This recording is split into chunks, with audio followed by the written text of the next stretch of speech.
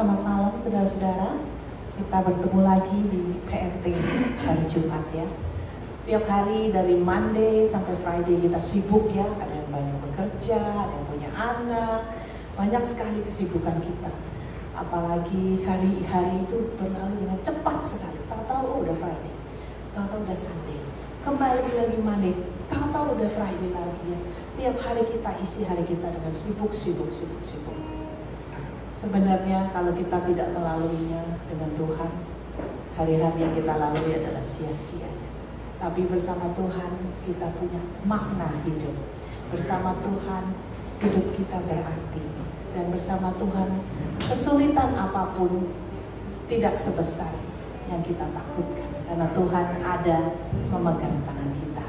Mari kita menyanyi sebuah lagu nomor 78, Hari-hari Kulalui.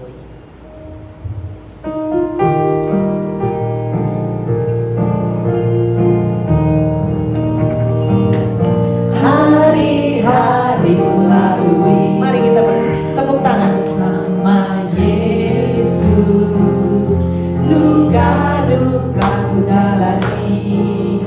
Bersama Yesus, persoalan dan cobaan aku hadapi. Bersama Yesus,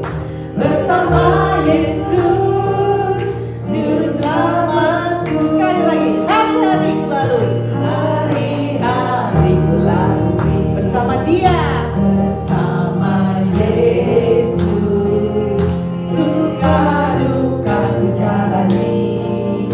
Bersama Yesus, persoalan pencobaan akan ku hadapi.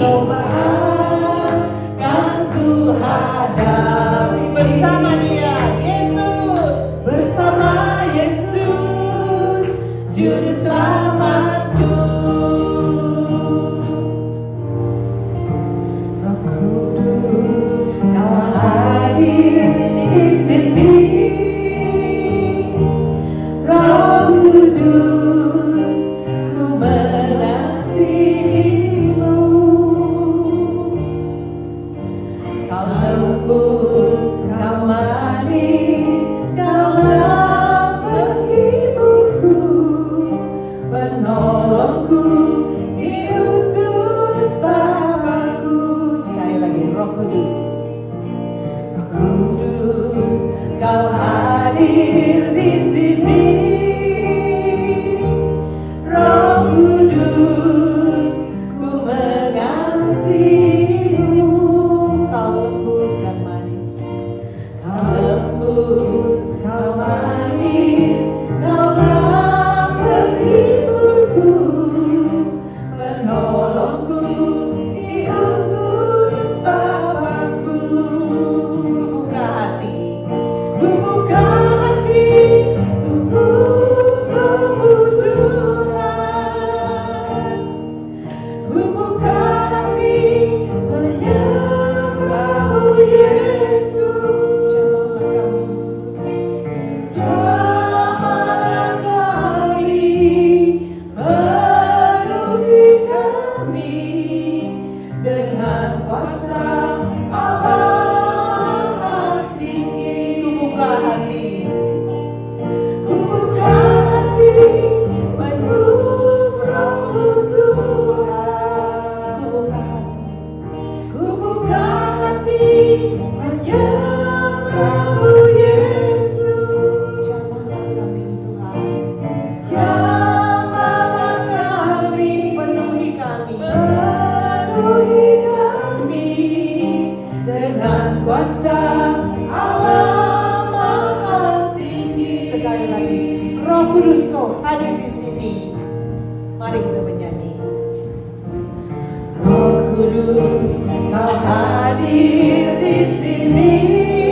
Kau kudus, Kau mengasihi kami. Kudus, Ku mengasihimu. Kau lembut, Kau manis, Kaulah penghiburku, penolongku, diutus Bapakku. Mari kita buka hati kita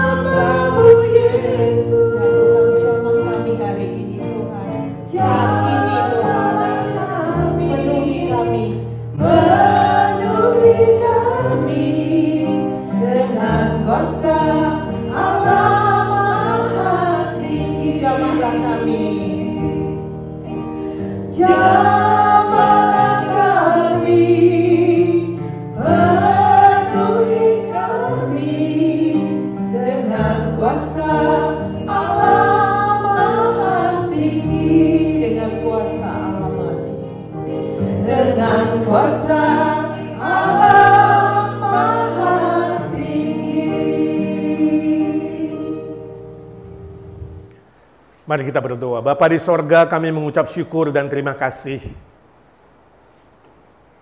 Kesempatan kami boleh memuji Tuhan, berkumpul bersama-sama teman-teman sekalian adalah anugerah-Mu yang besar. Kesempatan kami boleh berdoa bersama, mendukung pekerjaan Tuhan, mendukung kawan-kawan yang perlu didoakan, adalah anugerah dan kemurahan-Mu juga. Kesempatan kami boleh belajar firman-Mu, walaupun secara fisik kami sudah lelah bekerja. Kami tahu semua itu akan menyegarkan kami, secara jiwa, secara rohani, secara fisik. Sebab firman-Mu adalah makanan bagi jiwa kami, senjata rohani bagi hidup kami, dan kekuatan baru yang melampaui apapun di muka bumi ini. Pakailah hamba-Mu yang lemah, hina, terbatas ini ya Tuhan. Jadikan dia saluran berkat buat kami sekalian. Siapkan hati kami seperti tanah yang subur agar firman itu boleh hidup, boleh bertumbuh dan berbuah berlipat-lipat ganda. Berdoa bersyukur dalam nama Tuhan Yesus, Juru Selamat dan Penebus kami yang hidup selama-lamanya. Amin. Saudara, hari ini kita akan belajar sebuah tema, yaitu pekabaran Injil, disingkat dengan PI. Jadi kalau sudah dengar PI itu adalah pekabaran Injil. Orang Indonesia kalau bilang PI itu adalah Plaza Indonesia. Kita di sini kembali ke singkatan yang pertama kita belajar di kampus atau di gereja. PI itu adalah pekabaran Injil. Ya. Kita diskusi dulu beberapa pertanyaan sebelum kita belajar firman Tuhan. Yang pertama, menurut statistik ada sekitar 90% orang Kristen di Amerika yang mengaku Kristen, tapi tidak pernah mengabarkan Injil satu kali pun. Nah, menurut saudara kira-kira apa penyebabnya? Ada yang mau kasih usulan? Apa sebabnya orang-orang Kristen di Amerika 90% tidak mengabarkan Injil?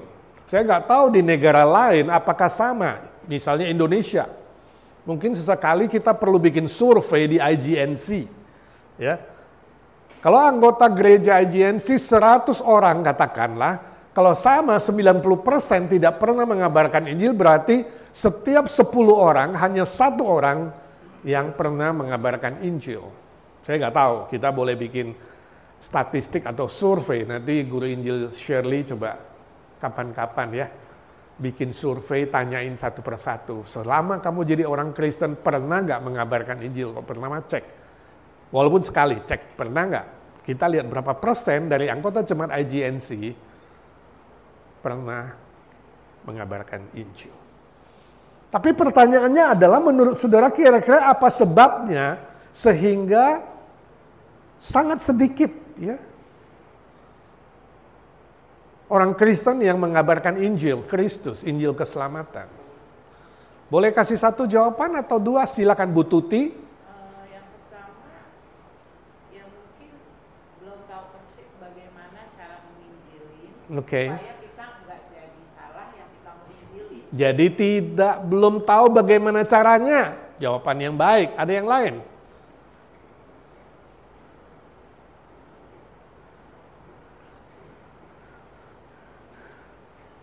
Ada yang lain? Ya, Bu Shirley. Hah? Berasa nyaman. Jadi ya udahlah, sudah nyaman dengan hidup di Amerika. Sehingga nggak terpikir mau mengabarkan Injil. Oke, ada lagi? Takut bisa menjadi alasan. Ya, takut ditolak, takut salah, takut diusir, takut apa lagi? Macam-macam takut ya, bisa saja itu menjadi sebuah alasan, ya, sebuah penyebab. Apalagi? Ego? Hah? Takut disu, sama takut itu, takut. Apalagi yang selain takut? Malas. Kalau malas itu Alkitab bilang dosa ya. Malas, betul, malas ya. Lalai, ya. Atau apa lagi? Cuek, nggak peduli. Berbagai macam alasan. Mungkin juga ada baiknya kapan kita bikin survei, khususnya kalau nanti bikin survei yang nggak pernah mengabarkan Injil, kita tanya kenapa? Oh, aku nggak tahu. Nah, ajak ikut spika. Ada Pak Suryo di sini ya.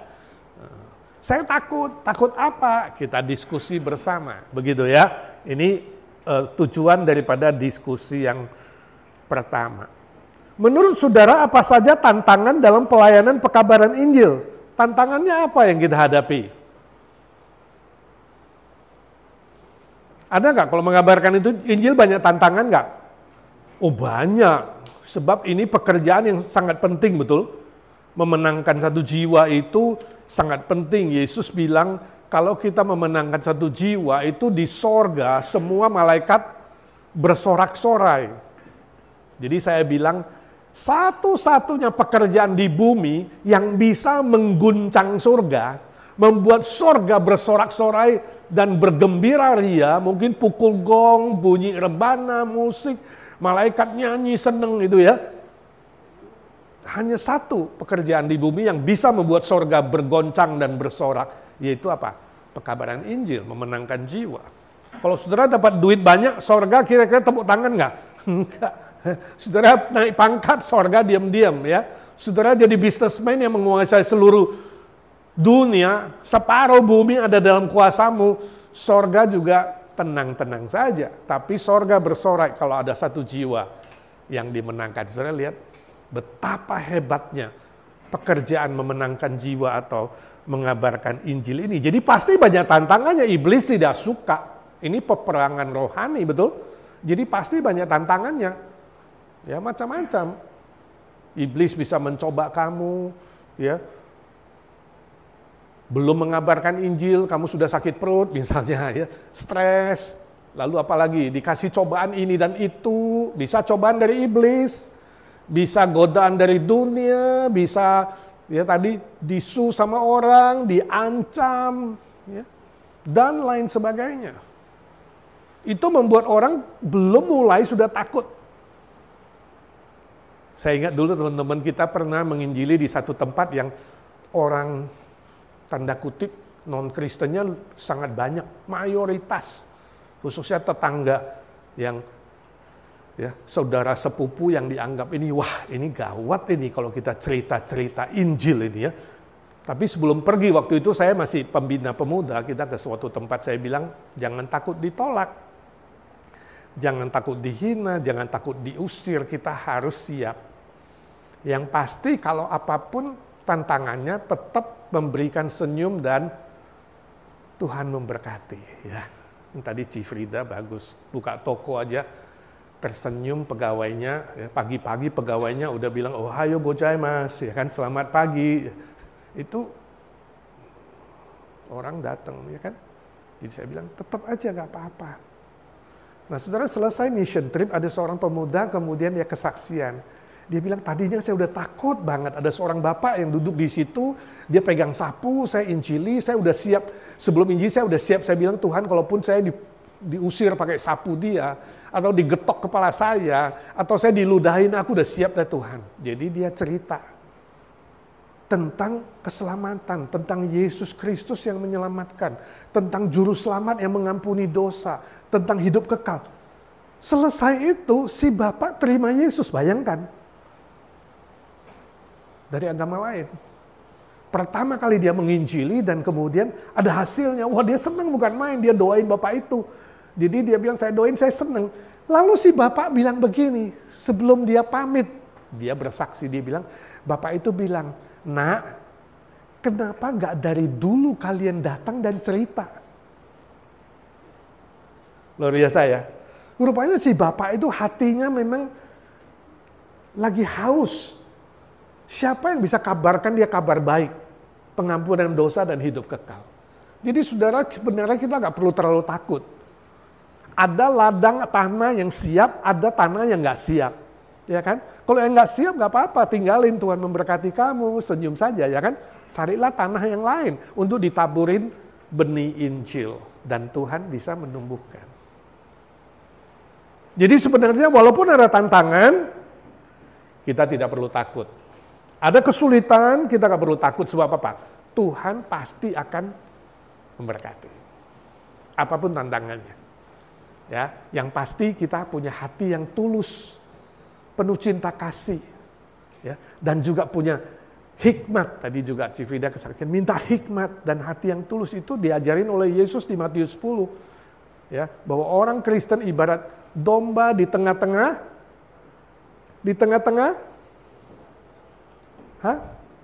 padang belantara. No. Kita ibarat domba di tengah-tengah pesta. No. Serigala, saudara, dikelilingi serigala. Serigala itu apa? Kejam, sadis, siap menerkam, bahaya. Orang Kristen di tengah-tengah serigala. Ancaman, tantangan, kesulitan. Tapi Yesus bilang apa? Jangan takut. Kamu harus cerdik seperti ular dan tulus seperti merpati. Saya ngobrol dengan seorang yang menghadapi kesulitan. Saya bilang kamu harus seperti itu. Bayangkan kamu itu seperti merpati dan ular. Pernah nggak kamu lihat ular yang punya sayap merpati? Ya. Wah, bagus juga lukisannya, dia bilang. Iya. Ular tapi sayap merpati. Cerdik dan tulus. Nomor 3.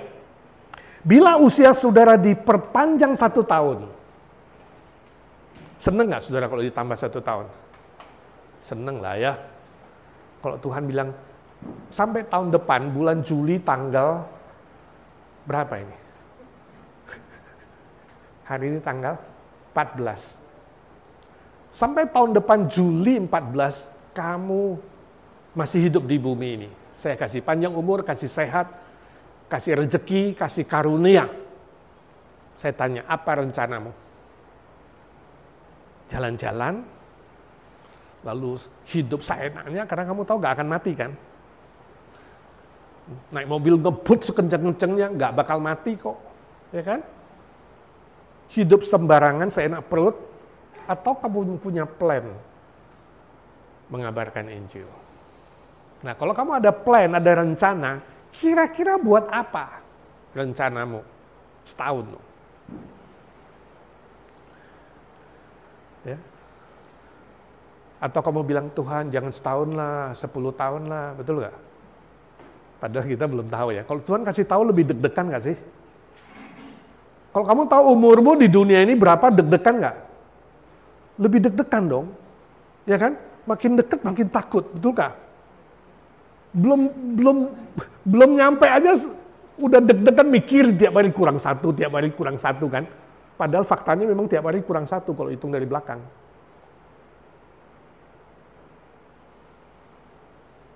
Artinya apa? Walaupun nggak dikasih tahu berapa umur di bumi ini, kita harus punya plan, rencana untuk menceritakan kasih Kristus kepada orang lain. Amin. Ini menjadi rencana hidup di bumi ini. Jangan cuma rencananya jalan-jalan, makan enak, ya kunjungi mana, lalu beli mobil, beli rumah. Semua rencananya duniawi. Semua yang berbau sementara. Sementara yang berbau kekal, yang bernilai kekal, kita tidak pernah rencana. Betapa, tanda kutip, bodohnya kita, padahal Tuhan bilang kamu harus cerdik seperti ular. Kalau bisa bicara sama ular, kira-kira kita mau tanya dia, kamu cerdiknya itu bikin planmu apa? Orang cerdik punya plan, betul nggak? Cerdik, jangan jadi orang bodoh. Nah, orang yang cerdik itu berpikir, otaknya, merencanakan. Lalu hatinya apa? Hatinya itu adalah sensitif, peka. Otaknya cerdas, hatinya sensitif, dan kemauannya itu ada apa? Keras. Kemauannya itu kenceng, drive. Ada sesuatu yang drive hatimu. Tuhan, aku mau kabarkan Injil.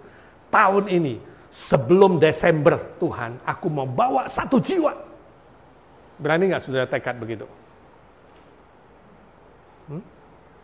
Kalau aku bawa 1 jiwa Tuhan, berkati hidupku, tambahin lagi segala aspek. Nah itu yang saya mau saudara itu punya drive seperti itu. Bilang sama Tuhan. Saya harap saudara nggak dikasih mimpi. Ya. Kadang-kadang orang Kristen itu ya mungkin saya nggak tahu ya cara ngobati yang 90% ini saya nggak tahu kenapa, bagaimana. Tapi saya pikir kenapa ya kalau Tuhan mungkin kasih ancaman, tanda kutip ancaman ini pada rajin kali ya, betul nggak Ci Silvi? Kalau Tuhan munculkan malaikat di rumahmu dan bilang, kamu jadi orang Kristen sudah berapa tahun? Gak pernah ngabarin Injil, gak pernah PI. Ingat ya, saya kasih kamu waktu 1 minggu.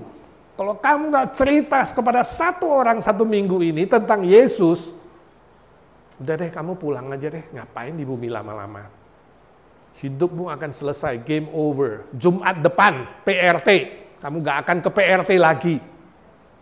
Kalau kamu gak bawa 1 jiwa atau kabarkan Injil kepada 1 orang, kira-kira saudara besok minta libur kerja nggak?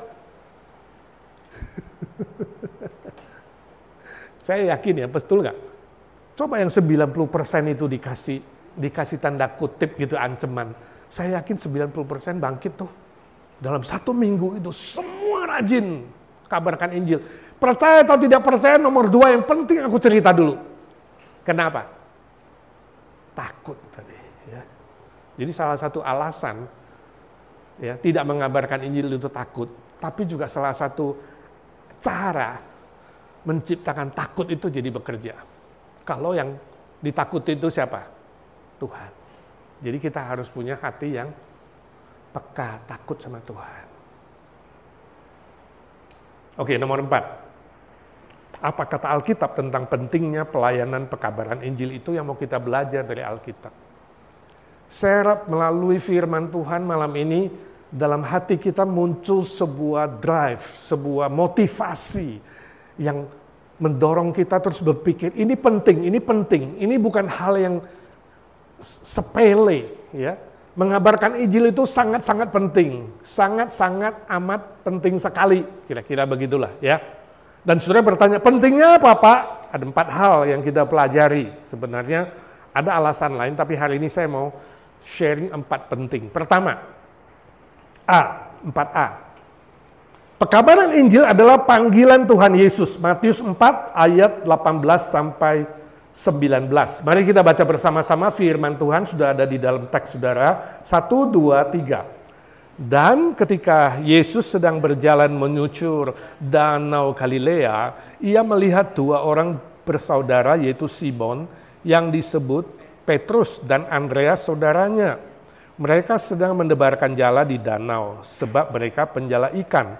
Yesus berkata kepada mereka, "Mari, ikutlah aku, dan kamu akan kujadikan penjala manusia." Perhatikan, mari ikutlah aku, dan kamu akan kujadikan penjala manusia. Istilah penjala manusia di situ artinya apa? Mengabarkan Injil, memenangkan jiwa. Penjala manusia itu makna simbolik, bukan saudara kemana-mana bawa jala, tidak. Artinya mengabarkan Injil, memenangkan jiwa manusia untuk kerajaan sorga. Itulah pentingnya pekabaran Injil. Pekabaran Injil adalah panggilan Tuhan Yesus. Yesus sendiri yang memanggil semua murid-muridnya, semua profesi. Ada yang jadi nelayan, ada yang jadi pemungut cukai, ya. Ada yang menjadi profesi lain, ya. Jadi kita harus berpikir, hari ini pekabaran Injil bukanlah tugas pendeta saja. Bukanlah tugas penginjil saja. Bukanlah tugas majelis saja. Tapi apa? Panggilan Tuhan kepada kita semua. Dalam semua profesi. Apapun profesi kamu. Ibu rumah tangga, tukang pos, ya, nurse, perawat, caregiver, lalu apa lagi? Supir, pilot, ya, banyak profesi. Saya bisa sebutkan semua, saudara sebutkan jaksa, hakim, dokter, semua profesi.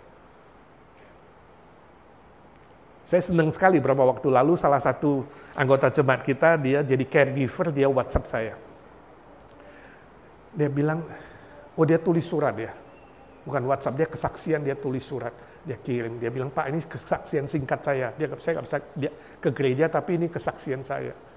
Saya jaga seorang pasien Pak, umurnya sudah, saya lupa persis ya, kalau nggak salah udah 80-an kali lah, sekitar gitulah. Ya. Saya terus doain dia Pak, saya doain dan saya ceritakan ini, saya doain, saya cerita. Ya. Lama-lama dia terbuka dan dia senang. Jadi suatu hari sebelum dia pulang, mungkin kerja seminggu tapi ada pulang ke rumah dulu, dia tantang bapak itu, pasien dia. Apakah mau sungguh-sungguh percaya kepada Tuhan Yesus? Nah, dia bukan hanya cerita, sekarang dia berani nantang. Dan bapak itu mau didoakan, dan udah didoakan dia senang, dia bilang, hatiku kok damai dan tenang sekali ya. Dia senang. Gitu. Jadi didoakan, sudah didoakan, caregiver-nya pulang, lalu weekend sama anak-anak.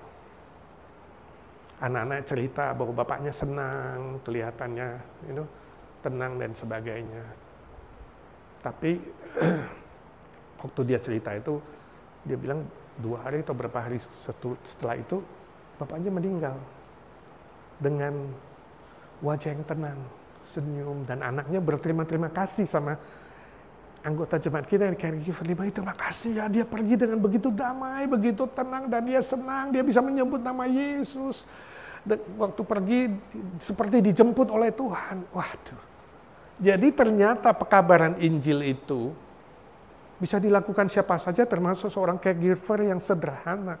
Dan itu menjadi dampak untuk anak-anaknya, si bapak itu, ya, si anak dari pasien itu. Saya harap nanti suatu hari seluruh keluarga anak-anaknya juga percaya Tuhan. Selesai satu tugas, dia sebagai caregiver sebab pasiennya meninggal, ya nanti Tuhan akan siapkan pekerjaan yang lain. Tapi dia dikasih tugas profesi seperti itu, dia tahu pada posisi seperti itu, tujuan hidupnya adalah apa? Mengabarkan Injil, memenangkan jiwa. Itu sebabnya di aplikasi saya tulis, apapun profesi saudara, tujuan hidup seorang murid Kristus, kalau kamu murid Kristus asli di dunia ini, tujuan hidup kamu adalah menjadi penjala manusia. Jadi jangan mau pikir, ya udahlah, seumur hidup lah gua jadi pegawai di sini, seumur hidup jadi ini, jadi A, jadi B. Jadi ingat, profesi di bumi bukan tujuan akhir hidup kamu. Profesi di bumi apapun itu adalah sebuah alat yang membuat kamu mengerti tujuan hidup kamu, yaitu menjadi penjala manusia. Amin. Ingat itu. Ya, Bu Tuti udah sering cerita juga bagaimana nginjili. Ibu yang dijaga, kita doain saja ya, tapi harus berani suatu hari tantang dia setelah menceritakan Injil, apakah dia mau percaya atau tidak. Ya, saya harap kita semua melakukan itu. B. Apa pentingnya pekabaran Injil? Pekabaran Injil adalah kehendak Bapa dalam Yesus Kristus. Yohanes 15 ayat 16 kita membaca bersama-sama. 1, 2, 3. Bukan kamu yang memilih aku, kata Tuhan, tapi akulah yang memilih kamu. Dan aku telah menetapkan kamu, supaya kamu pergi dan menghasilkan buah. Dan buahmu itu tetap. Supaya apa yang kamu minta kepada Bapa dalam namaku, diberikannya kepadamu. Ini perkataan Tuhan Yesus. Ya. Istilah menghasilkan buah yang tetap, itu berarti menghasilkan jiwa yang bernilai kekal untuk kerajaan sorga. Buah dalam pekerjaanmu di bumi nggak tetap, itu sementara. Ya. Semua profesi menghasilkan sesuatu, semua pekerjaan di bumi menghasilkan sesuatu, tapi itu buah yang sementara. Hanya mengabarkan Injil adalah buah yang tetap, bernilai kekal selama-lamanya. Ya. Istilah aku menetapkan kamu berarti apa? Itu kehendak Bapa dalam Yesus Kristus. Jadi bukan mau-maunya kita, bukan pilihan kita, bukan. Tapi adalah apa? Adalah sebuah kehendak Bapa, salah satu kehendak Bapa di dalam Yesus Kristus. Jadi pekabaran Injil itu bukan anjuran, sebuah anjuran. Semoga kamu mengabarkan Injil, bukan. Ya, bukan sebuah himbauan. Aku menghimbau kamu ya, supaya kamu mengabarkan Injil, bukan. Atau sebuah harapan. Yesus bilang, aku berharap ya kamu masih di bumi ini bisa mengabarkan Injil. Bukan. Bukan anjuran, bukan harapan, ya, juga bukan himbauan, tapi apa? Kehendak Bapa yang mutlak, yang tidak bisa ditawar oleh siapapun yang sudah menerima anugerah keselamatan. Itu sebabnya Markus 16 ayat 15 mengatakan, pergilah, itu pakai lah di situ, perintah. Pergilah ke seluruh bumi dan kabarkan Injil kepada segala makhluk, seluruh umat manusia. 2 Timotius 4 ayat 2 mengatakan, beritakanlah, kabarkanlah, beritakanlah Injil itu. Kabar keselamatan itu baik atau tidak baik waktunya. Jadi kapan terbaik mengabarkan Injil? Natal atau Paskah? Halo, Natal atau Paskah? Kapan saja. Oh, belum tepat waktunya, Pak. Kita nggak kabarkan Injil dulu lah. Aduh, belum tepat waktunya, Pak. Ya, gereja kita masih utang, udah mikirin misi. Ya kan, belum lunas ini gedung udah mau mission. Tunggulah, kita belum punya A, belum punya B. Jadi jangan pikirkan sumbernya apa, jangan pikirkan masalahnya apa, jangan pikirkan hari baik atau hari tidak baik, hujan atau panas. Alkitab mengatakan apa? Baik atau tidak baik, waktunya. Go ahead. Tadi kata Sira, head on. Maju saja, kira-kira bahasa Indonesianya begitu ya. Maju saja, bersama Tuhan pasti dikasih kekuatan, dikasih kemenangan. Kalau belum terjadi, saya sering bilang jangan khawatir. Belum terjadi, jangan mikir nanti kalau A, kalau B, jangan ngarang-ngarang, bukan kamu Tuhan. You gak tahu nanti dipegang Tuhan, bukan dipegang kamu. Jangan mikir-mikir kayak begitu. Tapi kalau sudah terjadi, hadapi. Dan Tuhan akan menolong, jangan lari dari persoalan, dari tantangan, dari kesulitan, ya, apalagi ngancem, nggak boleh sama sekali. Jadi aplikasinya apa? Kehendak Bapa ini bukan menjadi beban untuk saudara. Nah, tadi dikatakan kehendak Bapa ini mutlak. Perintah. Saya kira-kira kalau dapat perintah, beban nggak bagi saudara? Ada sebagian orang mikir, aduh pekabaran Injil itu beban berat loh. Ya, sulit kan? Rasanya aduh bebannya yang ditaruh Tuhan di pundak kita. Itu salah konsep terhadap pekabaran Injil. Pekabaran Injil bukan beban. Kehendak Bapa ini bukan beban untuk saudara, tapi demi kepentingan saudara, agar saudara menikmati kepuasan hidup yang sejati. Lihat ayat 15c. Ayat 15c, mulai dari supaya itu tujuannya. Kenapa Tuhan berkehendak kita mengabarkan Injil? Kenapa Tuhan mau kita berbuah dan buah itu tetap? Supaya apa? Apa yang kamu minta kepada Bapa dalam namaku diberikan kepadamu. Wow. Saudara pernah bayangkan nggak? Kalau Tuhan bilang, kalau you rajin mengabarkan Injil ya, doamu ku jawab. Permintaanmu ku kabulkan. Kan ini bilangnya begitu kan, janjinya kan. Tapi kita nggak pegang ini. Waktu Tuhan belum jawab doa, kita marah-marah, kita kesel, kita kecewa. Tuhan kenapa? Tuhan kenapa gak jawab? Kenapa doaku belum dijawab? Saya mau tanya ini yang 90% yang gak kabarkan ini, kira-kira doa mereka dijawab gak sih? Jadi hari ini saudara, kalau doamu belum dijawab, salah satu alasan adalah apa? Kamu belum berbuah. Ya. Kayak papamu minta, kalau ya kamu ya, lakukan tugasmu ya. Nanti aku belikan mobil. Tapi gak dikasih-kasih mobilnya. Pak, mana mobil? Mana mobil? Loh, kan aku udah bilang, tugasmu udah kerjain belum? Pak, mana mobil? Akhirnya selisih tuh. Yang satu minta terus, yang satu nunggu terus, ya kan? Kok anakku belum kerjain tugasnya sih? Padahal gampang loh ini, suruh cuma cerita, ya kan? Ngabarkan itu kan cuma cerita, betul nggak? Halo? Betul nggak? Cerita tentang apa? Kabar baik. Saudara pernah dapat kabar baik nggak? Hah? Seperti dari Cifrida, kesaksian. Kabar baik. Rumahku kena bakar tapi nggak apa-apa. Kabar baik kan? Cerita kan? Nah saudara kalau diajak makan enak, cerita nggak? Tadi aku diajak makan, enak loh itu. Ya, saya lagi mikirin makanan enak ini ya. Ini kue tiao ca lidah ayam. Wah, enak, pernah saudara? Kue tiao ca lidah ayam. Ayam cuma ambil lidahnya, itu mahal loh. Atau saudara makan apalah enak diajak gitu. Lalu saudara cerita nggak kira-kira? Ketemu orang. Kemarin makan di mana? Aku di restoran itu, enak banget. Ya, di mana tempatnya? Itu loh, masuk gang, belok kiri, belok kanan. Kita bisa cerita sampai jelas. Harganya kita kasih tahu, tempatnya enak, suasananya. Padahal yang jualan itu gak pesen-pesen loh. Nanti kalau kamu udah pulang dari sini ya, tolong cerita-cerita ya sama keluargamu ya, sama teman-temanmu di IGNC. Dia gak pesen, tapi kita bisa otomatis cerita. Aneh ya?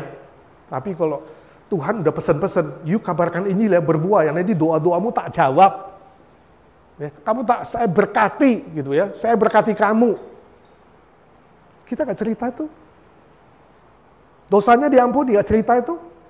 Tapi kalau dapat tiket, gak jadi didenda di pengadilan, gak jadi bayar, pulang.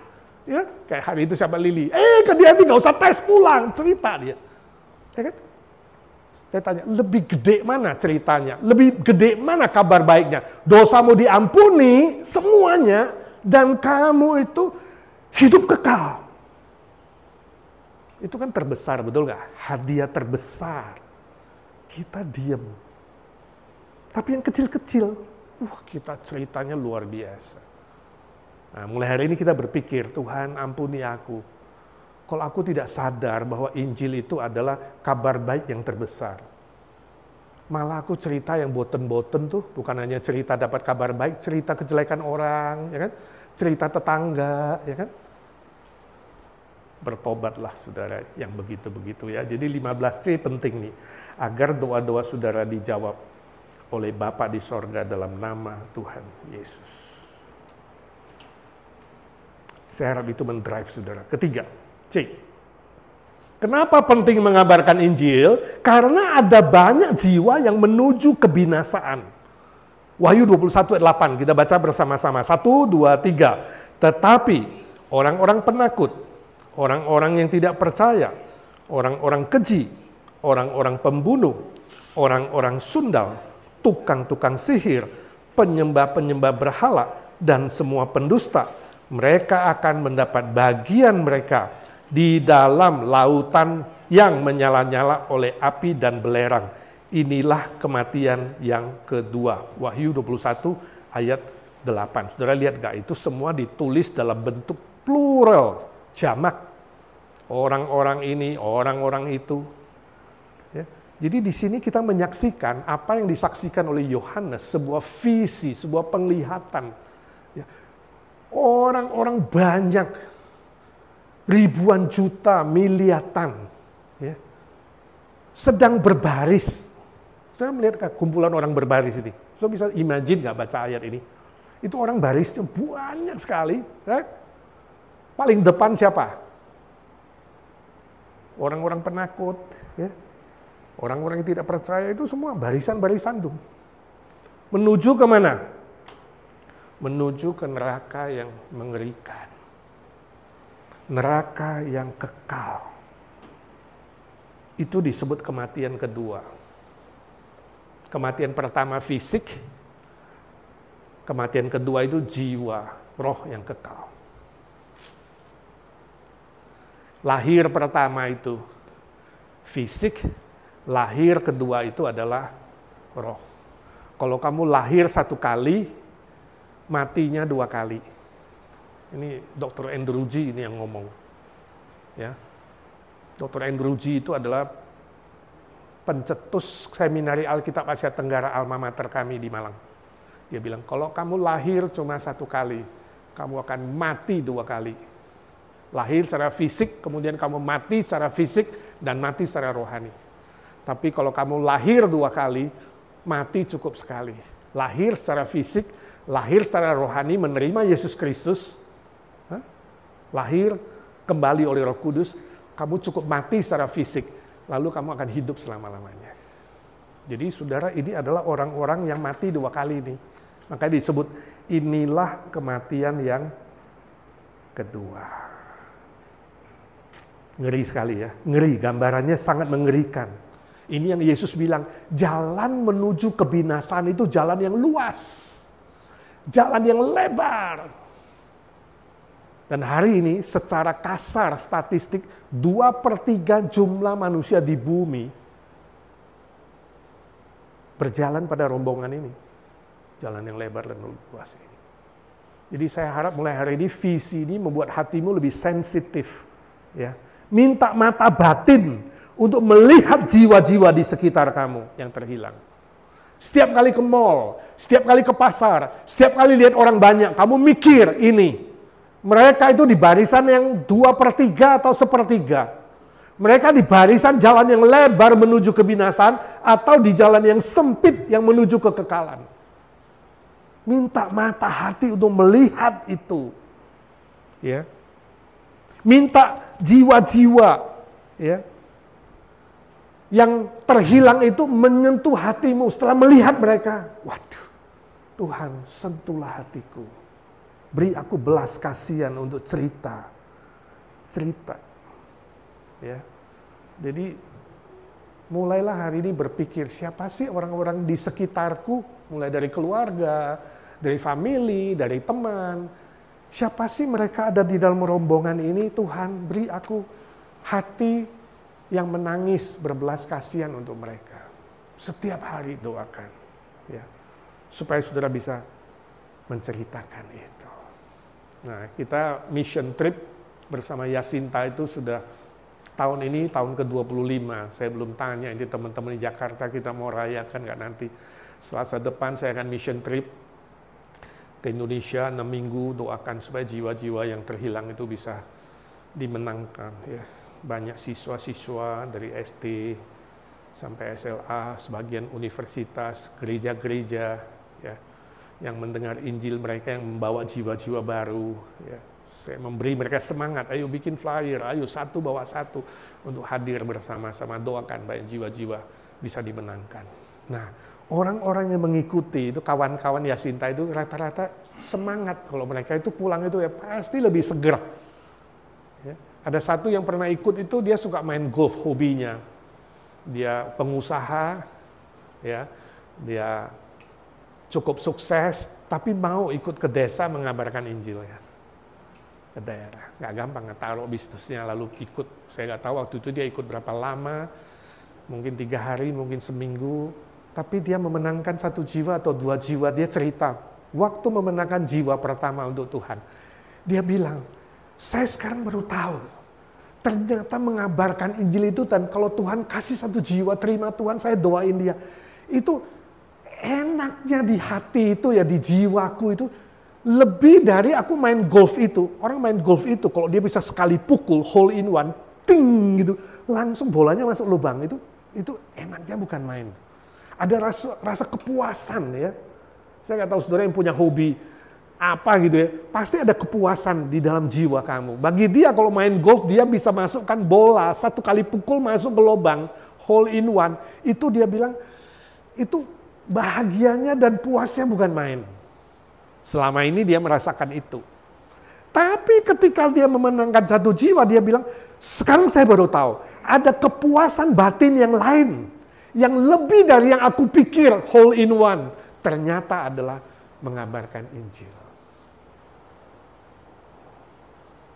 Amin. Saudara mau rasakan kepuasan batin seperti itu? Cari 1 jiwa.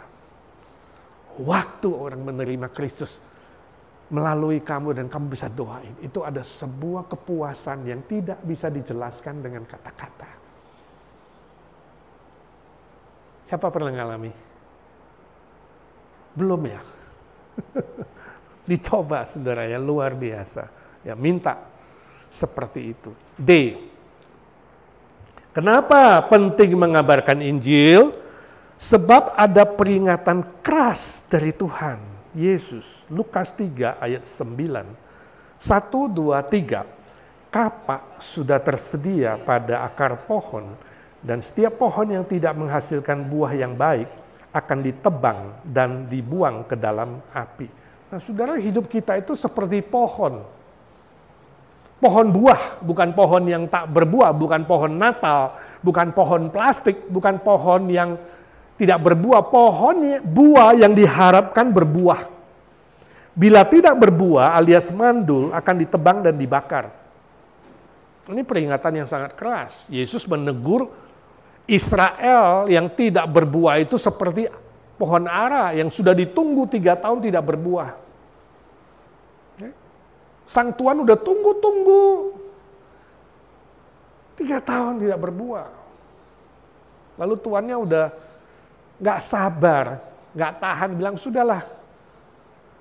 Kalau tahun depan kasih pupuk dulu lah setahun ini, dirawatlah tambah setahun lah. Kalau tunggu 1 tahun, tahun depan tidak berbuah, ya udah tebanglah. Percuma, ngapain hidup. Tapi yang ngerawat itu masih mohon-mohon kepada Tuannya. Tapi kasihan Tuhan. Ya udah tambah setahun. Jadi saudara, ini bukan nakut-nakutin. Memang perumpamannya Yesus beri itu. Ada waktunya. Sampai satu saat kesempatan itu ditutup. Kalau kamu terus ditunggu gak berbuah, Tuhan akan tutup kesempatan itu dan kamu akan ditebang. Seperti pohon yang ditebang. Artinya apa? Artinya Tuhan akan minta tanggung jawab. Aku sudah berikan pupuk, sudah dirawat ya, seperti pohon anggur atau pohon apa sajalah. Ya, sudah dipupuk, sudah dirawat, digunting, dipelihara, dikasih pagar, ya. Sebenarnya di luar pagar harusnya sudah berbuah. Tapi ini sudah di dalam pagar masih tetap tidak berbuah. Saudara mengerti nggak perumpamaan itu? Kadang-kadang orang Kristen itu dikasih kenyamanan, dikasih kerjaan, dikasih rumah, dikasih status, dikasih macam-macam, ya. Hidup enak, nggak terancam, nggak dikejar-kejar. Bayangan mereka orang Kristen kalau di negara-negara yang sulit, mau ibadah aja sembunyi-sembunyi. Sekarang bisa enak-enak ibadah, ada fasilitas, nggak ada yang lempar batu, nggak ada yang ngelarang, males. Jadi makin nyaman, makin nggak terima kasih. Ya nggak punya gedung. Yang sulit, dikejar-kejar, itu semangatnya berkobar-kobar, betul nggak? Tapi apakah kita yang sudah nyaman mau dibuang dulu kenyamanannya, baru mau sungguh-sungguh mengasihi Tuhan dan bertanggung jawab? Kan nggak gitu dong, betul nggak? Jadi kadang-kadang Tuhan bilang, aku sudah kasih banyak fasilitas, banyak berkat, banyak anugerah, tapi tetap belum berbuah. Jadi Tuhan minta tanggung jawab dari setiap kita, ya. Ingat, peringatan, didikan, atau hajaran dari Tuhan itu tidak enak. Ya. Ibrani 12 ayat 5-7, kalau kamu anak, Tuhan akan bimbing kamu dengan hajaran. Ya. Anak itu akan dihajar supaya dia berbalik lagi. Saudara mengatakan, Pak, kok saya lihat ada yang sebagian, dia udah malas, lalai, bosen, ya. Nggak karuan, hidupnya sembarangan, kok nggak dihajar-hajar ya Pak? Ada nggak? Saudara ada lihat orang begitu nggak? Ngakunya Kristen, tapi hidupnya ngawur. Tapi kok nggak dihajar-hajar sama Tuhan ya? Saudara pernah ketemu nggak yang gitu? Kenapa? Mungkin sekali belum anak. Bukan jadi anak. Kalau kamu anak tetangga nakal, kira-kira kamu hajar nggak? Nggak jelas, nggak lah anak orang nih. Ya kan? Tapi kalau anak kamu sendiri ya kamu ajarin, pulang. Kenapa kamu keliaran terus? Ha? Kenapa lakukan ini salah? Kita ditegur, diajar, betul nggak? Dididik. Jadi apa? Bersyukurlah kalau kamu masih diperingatkan Tuhan. Bersyukurlah kalau kamu masih ditanda kutip dihajar sama Tuhan, dididik sama Tuhan, ya, diperingatkan. Artinya apa? Kamu anak. Statusmu anak. Itu sebabnya di aplikasi saya tanya, apakah status saudara benar-benar adalah anak Allah dalam iman kepada Kristus? Ini penting sekali. Jangan kamu pikir, Ya saya selama ini gak apa-apa kok. Ya. Datang gak datang ke gereja, mau gak mau gue melayani, suka gak suka mau gak mengamar Injil, suka-suka aku dong. Tuhan gak apa-apain aku. Ya. Ternyata bertahun-tahun juga gak apa-apa. Jangan sombong ya, kamu mungkin bukan anak. Kamu masih anak gampangan, anak di luar. Bukan anak asli. Jadi ingat, kalau kamu dibiarkan Tuhan artinya apa? Statusmu belum jadi anak. Orang-orang begitu harus diinjili. Ya. Tapi kalau benar saudara adalah anak, siapkah saudara bertanggung jawab kepada Tuhan atas semua titipan berkat dan karunia-Nya? Siap nggak? Ini penting sekali. Orang yang diberi banyak akan dituntut banyak. Itu sebabnya jangan pernah minta banyak kalau kamu tidak rela bertanggung jawab banyak. Orang yang diberi banyak dituntut banyak. Orang yang diberi dikit dituntut sedikit. 5 harus bayar 5. 2 harus tanggung jawab 2. Ya, ingat itu baik. Janganlah sampai saudara harus menerima didikan Tuhan karena saudara tidak berbuah untuk kerajaannya. Itu pasti gak enak. Saya gak tahu apa bentuknya kalau mau dididik oleh Tuhan. Diajar. Saya gak tahu bentuknya macam-macam. Tuhan punya otoritas. Saya gak tahu apa. Ya. Tapi pasti tidak enak kalau dihajar. Tapi kalau dihajar bersyukur kamu masih status anak. Gitu. Jadi yang paling bagus apa? Dihajar apa gak dihajar? Hah? Dihajar. Jadi kan maunya anak yang dihajar. Atau anak tapi gak usah dihajar. Karena kamu taat. Dan kamu berbuah. Itu yang terbaik. Sebab itu janganlah saudara pesimis, ragu, khawatir, lalai, atau malas. Yakinlah bila saudara mendahulukan kerajaan Allah dan kebenarannya, maka segala sesuatunya akan ditambahkan kepadamu. Jadi taat dulu atau berkat dulu? Taat dulu, baru minta berkat. Jangan pernah minta berkat kalau kamu gak bisa jadikan berkat itu saluran berkat. Jangan pernah minta berkat sebelum kamu siap menjadi saluran berkat. Tapi taat dulu, maka berkat datang sendiri. Sebab Tuhan tidak buta, Dia adil, Dia maha benar, Dia maha tahu. Amin. Segala sesuatu semua aspek, segala sesuatu ditambahkan kepadamu, bukan hanya dicukupkan, bukan hanya dipenuhi, ditambahkan sampai berlimpah-limpah. Ada tujuannya. Kalau kamu berlimpah, kamu jadi saluran berkat. Tapi kalau kamu tidak bisa jadi saluran berkat, yang berlimpah itu akan menutup kamu seperti banjir. Kalau kamu ditutup banjir, air bah kira-kira gimana? Mate kamu. Orang yang berlimpah dengan harta, tidak tahu menyalurkan harta, harta itu akan membunuh dirinya. Seperti banjir, air bah. Tapi kalau kamu ada saluran yang keluar, berapa besar pun air bah, kamu tidak takut. Sebab air itu kamu alirkan ke tempat yang lain. Sama. Jangan minta berlimpah sebelum kamu siap menjadi saluran berkat bagi banyak orang, bukan sedikit orang, sebanyak mungkin. Amin. 3 PR. Pekerjaan rumah sebagai penutup ini. Pekerjaan rumah 3 hal. 1. Doakan satu orang yang belum mengenal Kristus mulai hari ini. Ya, doakan. Cari anggota keluarga, teman, atau orang-orang dekat. Mulai malam ini doakan setiap malam sebelum kamu tidur. Siap? Suaranya kecil ya. Siap? 1 orang, nggak mungkin setengah orang. 1 orang setiap malam. Supaya apa? Supaya kamu bisa bijaksana bercerita Injil, supaya dia hatinya dibikin seperti tanah subur. Waktu kamu cerita nanti benihnya bertumbuh. Itu doanya. Bawa ke hadapan Tuhan. Tuhan, ini namanya aku akan injili. Tahun ini Tuhan, sebelum Desember, kalau Tuhan izinkan, saya rindu melihat dia percaya. Doakan mulai hari ini. Lembutkan hatinya Tuhan, jadikan seperti tanah yang subur, supaya benih itu siap. Beri aku belas kasihan kepada dia Tuhan. Setiap kali lihat wajahnya, aku menangis di hatiku sebab aku tahu dia berjalan menuju kebinasaan. Beri aku air mata batinku Tuhan setiap melihat wajah dia. Jadi kalau saudara nyanyi, kulihat di wajahmu. Ini untuk orang yang belum percaya ini ya. Lanjutannya apa? Bukan penuh kemuliaan Bapa. Apa? Kulihat di wajahmu. Bukan juga penuh jerawatan, bukan. Itu guyonan. Kulihat di wajahmu apa? Hah? Membuat kamu sedih dan berbelas kasihan. Wajah yang penuh belas kasihan yang sedang menuju kebinasaan.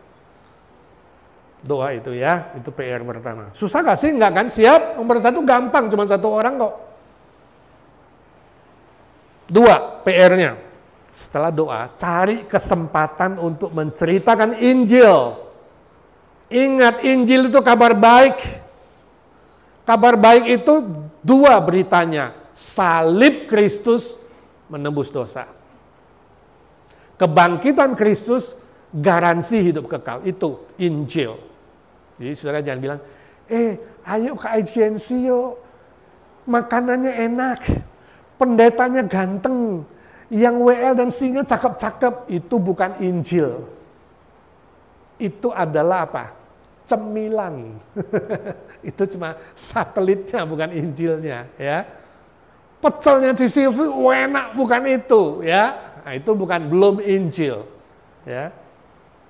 Jadi seringkali orang ke gereja ternyata dia belum menerima Injil. Sebab apa? Selama ini salah. Ke gereja untuk bergaul, ke gereja untuk iseng-iseng, buang waktu, ketemu teman, cari jodoh, ya, cari rekan bisnis, motifnya banyak macam-macam. Nah, saudara harus cek satu persatu. Yang nggak benar, yang belum dapat keselamatan, saudara harus cerita. Ya, Injil adalah apa? Jawab. Salib dan kebangkitan. Kabar baik itu salib dan kebangkitan Kristus. Itu Injil. Cari kesempatan. Nah, caranya apa? Yang ketiga, pakai semua cara. Ini salah ketik, ini ngopi. Ajak dia ngopi. Ngopi reguler. Ya, kan orang Indo suka ngopi, betul nggak? Ayo ngopi yuk. Nah, ngopi. Ceritanya apa kalau lagi pergi ngopi? Nah, mulai hari ini saudara harus punya fokus nih, ngopi, nanti aku mau cerita tentang Yesus, aku mau kesaksian dulu bagaimana saya diampuni, ya kan? Saya mau cerita dikit, dulu saya waktu belum percaya, aku susah, sedih setelah percaya Yesus, kesedihanku diangkat. Aku mau cerita ini ya. Punya sasaran saudara, ya saudara ngopi bukan gosipin orang lain, ya kan? Cerita kejelekan orang lain, bukan cerita shopping kemarin gimana, boleh sih, itu lain, itu satelit, tapi fokusnya apa? Ingat kamu udah doain, ingat kamu sudah ngopi, udah bayar duit untuk dia, untuk spend waktu, saya harus bisa menyampaikan sedikit. Ya, touch tentang Yesus yang mengampuni dosa, tanya dia, ngobrol-ngobrol. Jadi mulai touch hatinya. Ya. Punya dosa yang belum diampuni enggak? Atau makan-makan, setelah ngopi, ya berapa waktu, ajak makan-makan, ya kan? Bisa mana? Restoran Indonesia, ya kan mana? Dari makanan bisa ke makanan rohani, macam-macam. Bisa bercakap-cakap lewat WhatsApp, lewat video call, ya, lewat SMS. Bisa video, pas dapat video bagus nih di gereja, khotbah online, sharing, ya kan? Atau audio, renungan. Pas hari ini renungannya bisa ada pekabaran Injil, bagiin, ya kan? Buku. Minta buku Pak Edi atau buku siapa gitu ya. Atau acara-acara gereja yang spesial ya. Pas lagi KKR apa, Natal, Paskah ya, kenaikan atau acara-acara lain. Jadi semua media, semua cara dipakai. Saya yakin kalau saudara benar-benar mau taat sama 3 PR ini, Tuhan pasti memberkati saudara bisa menjadi seorang yang berhasil dalam mengabarkan Injil. Amin. Siap? Kurang kenceng. Siap? Siap. Tolong didaftar Shirley ini yang semua yang siap-siap semua. Ya, kita lihat Desember paling tidak nanti kesaksian tutup tahun saudara cerita Ya, saya mendengar seminarnya bulan Juli mulai doakan, dan kemudian bulan berapa kamu bisa ya mulai kabarkan Injil dan ada hasilnya. Amin. Mari kita lanjutkan dengan doa syafaat. Allah kuasa melakukan segala perkara, Allahku maha kuasa. Dia ciptakan seisi dunia, atur segala masa, Allahku maha kuasa. Bapa kami di surga, Engkau Allah yang maha kuasa, yang telah memberi kami Tuhan Yesus Kristus yang menyelamatkan setiap kami menjadi anak-anak-Mu ya Tuhan. Ajar kami melalui kehidupan doa yang disiplin, kami membangun relasi yang lebih akrab dengan Tuhan. Dan melalui doa syafaat ini Tuhan, kami belajar menjadi prajurit-prajurit doa yang melayani. Terima kasih Tuhan, beri kami kesetiaan, kekompakan, kesehatian. Kami saat ini berdoa syafaat untuk para senior kami berdoa untuk Om Paul Wardana. Tuhan berilah dia kesehatan yang prima, kekuatan segala kelemahan tubuhnya, khususnya di bagian mahnya Tuhan sembuhkan, Tuhan jamah, agar dia sehat, kuat, bersemangat mengkoordinir Evergreen, melayani para senior kami. Berkati Tante Lena, Tuhan juga memberi dia kekuatan di kakinya yang lemah, tambahin dia nafsu makan dan daya ingatnya ya Tuhan. Juga Tante Pauline, Tante Isha, Tante Ita, Tante Aiwati, Tante Sumi, Tante Nelly, Ci Irene, kami serahkan mereka satu persatu yang hidup dalam kesendirian. Tante Lucy yang kakinya belum sembuh, Tuhan jamah, Tuhan sembuhkan. Om Budi Pualamsah diberi kekuatan dan kesetiaan untuk bisa beribadah setiap minggu. Untuk pemulihan Ci Rostin, Ci Eti di asmahnya, Tante Oni di Indonesia dan maminya Ramona di Indonesia. Tuhan, para senior kami satu persatu, Tuhan kasihani dan berkati mereka. Pak Harili untuk pemulihan kesehatan, Ci Sylvia Lee untuk kesehatan matanya. Tuhan memberkati juga Pak Indra dalam pemulihan kesehatannya, Tuhan tolong dia. Pak Amfri dan Ci Sylvie beri kesehatan kekuatan ekstra dari sorga untuk melayani pekerjaan Tuhan dan terus menjadi teladan bagi kami semua anak-anak muda yang melayani. Tuhan berkati semua anak mantu dan cucu hidup takut akan Tuhan, hormat orang tua, dan mereka setia memelihara orang tua dengan penuh cinta kasih dan dengan baik dan benar. Terima kasih Tuhan, kami berdoa satu persatu untuk kawan-kawan kami, saudara-saudara kami yang lemah tubuh, yang terus menantikan Tuhan. Kalau Tuhan mau beri kesembuhan, sangat mudah Tuhan, tinggal balik tangan, mujizat-Mu terjadi ya Tuhan. Tapi kalaupun Tuhan belum sembuhkan, beri kekuatan, ketabahan untuk terus setia menantikan Tuhan.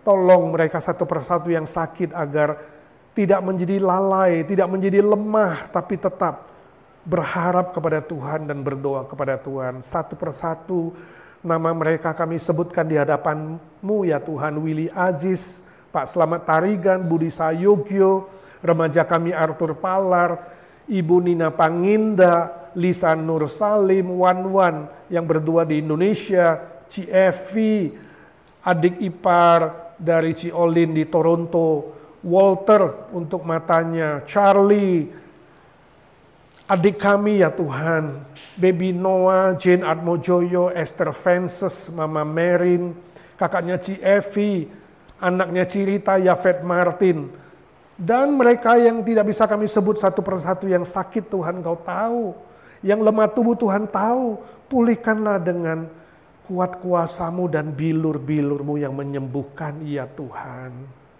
Dengar doa kami. Kami saat ini berdoa untuk Indonesia.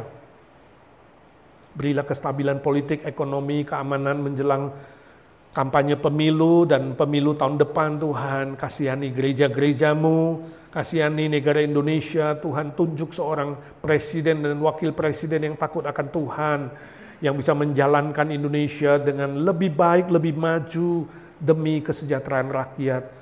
Berkati anggota keluarga, famili Handai Tolan di sana. Yang sudah mengenal Tuhan, mereka setia kepada Tuhan. Yang belum mengenal Tuhan, mereka diberi kesempatan mendengarkan Injil dan diselamatkan. Kami berdoa untuk Amerika ya Tuhan. Beri juga kebangunan rohani, kebangunan moral di tengah-tengah kehidupan liberal yang sangat-sangat melawan Tuhan. Tuhan kasihani. Tuhan, jangan sampai Amerika lenyap, beri kebangunan yang baru. Sehingga Injil Tuhan tetap bisa disebar, luaskan kebenaran Tuhan ditegakkan. Tuhan berkati seluruh pekabaran Injil, kami sudah mengikuti pelajaran hari ini. Tuhan berkati seluruh jemaat Tuhan, termasuk kami ya Tuhan. Biarlah hati kami diberikan lebih sensitif, lebih peka, lebih berbelas kasihan kepada mereka yang belum diselamatkan. Mata iman kami lebih jelas melihat mereka yang sedang menuju ke kebinasaan yang kekal. Tuhan kasihani. Tuhan tolong kami bukan saja belajar, kami melakukan firman-Mu. Mulai hari ini kami berdoa untuk jiwa-jiwa yang belum diselamatkan, supaya hati mereka disiapkan. Tuhan tolong kami, beri kesempatan, beri kekuatan, beri hikmat, cerdik seperti ular, tulus seperti merpati dalam mengabarkan Injil. Lewat semua cara, Tuhan tolong media sosial, literatur, lewat radio, televisi, pembagian Alkitab, acara-acara gereja, penginjilan pribadi, persahabatan, program-program gereja, dan lain-lain. Tuhan kasihanilah. Supaya orang-orang Kristen di bumi ini bukan hanya hidup berleha-leha dan bersenang-senang, hanya bertujuan mengejar harta dunia yang sementara, tapi kami tahu tujuan hidup kami adalah menjala manusia, memenangkan jiwa. Jangan biarkan hidup kami mandul Tuhan, tapi hidup kami berbuah untuk kerajaan-Mu. Kami berdoa untuk seluruh jemaat GNC ya Tuhan. Jadikan jemaat yang berbuah. Gereja ini menjadi gereja yang berdoa, gereja yang berbeban mengabarkan Injil, gereja yang rajin, yang tekun, yang berbuah. Dan seluruh jemaat boleh saling mengasihi, saling menguatkan, saling membangun. Berkati majelis, aktivis, supaya kompak sehati, menjaga keharmonisan, kesetiaan, rela bayar harga dalam pelayanan. Sebab Tuhan lebih dulu membayar harga, yaitu nyawa Tuhan sendiri. Ampuni kami kalau kami kurang mengasihi, kami menuntut dikasih. Ampuni kami kalau kami menuntut diperhatikan, kami kurang memperhatikan. Ampuni kami kalau kami terlalu fokus kepada dunia, kami lupa kepada perihal kerajaan-Mu dan kebenaran-Mu. Tolong kami terus mengejar hal-hal yang bernilai kekal ya Tuhan. Berdoa untuk hamba-Mu yang akan ke Indonesia. Ada mission trip 6 minggu di sana Tuhan, pelayanan di berbagai daerah. Kami doakan semua acara penginjilan KKR, semua seminar hamba Tuhan, aktivis Tuhan tolong. Tuhan berjalan di depan, siapkan seluruh peserta.